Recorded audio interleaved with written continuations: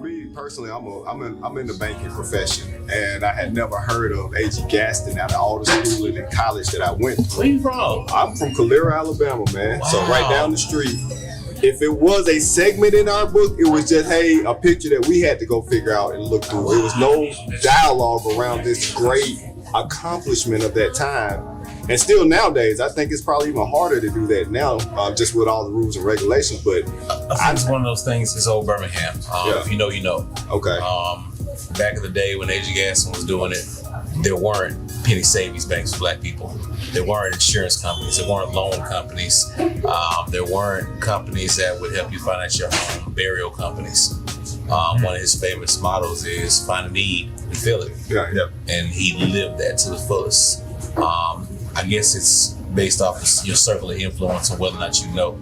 I know him because my father was actually his first master builder for contracting. Okay. When I used to look at my backyard in the development that I lived in growing up, I was looking at his backyard. Wow. So we saw this stuff firsthand. But again, it's still old Birmingham. If you're old Birmingham, you couldn't have a conversation about money in the city without A.G. Gaston. What a lot of people don't realize is A.G. Gaston was the architect of the summit and a whole lot more stuff. One of the first Black men to build his own subdivision, A.G. Gaston Villa, which still stands today as a phenomenal high-end house area in the Roebuck Center Point area. His mansion's still out there too, right off of Lawson Road. Right. You know, there was another banking, what I call a banking giant, and it's why the Penny Foundation has its name, and his name was William Reuben Pettiford. Mm-hmm. Right, and so Pettiford was the pastor of 16th Street Baptist Church in the late 1800s. Right, so I want to frame this for you. So he started the Penny Savings Bank in 1890. Wow. Right. All right. So he took an offering for the church, and he would take an offering for the bank, and then he would go to other churches and take offerings for the bank. They pooled those monies together, and that's how they started making loans. Right. All right. Building businesses, building houses.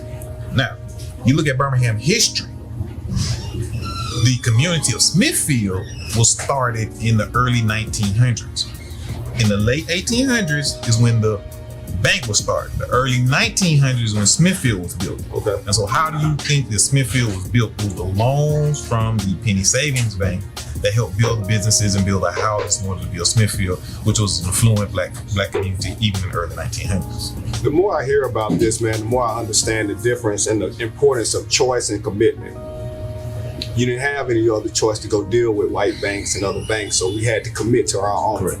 Which inherently built up the value and retainage and the way that we had funding and things like that. And it seems like when we have choice now, we seem to choose ourselves last.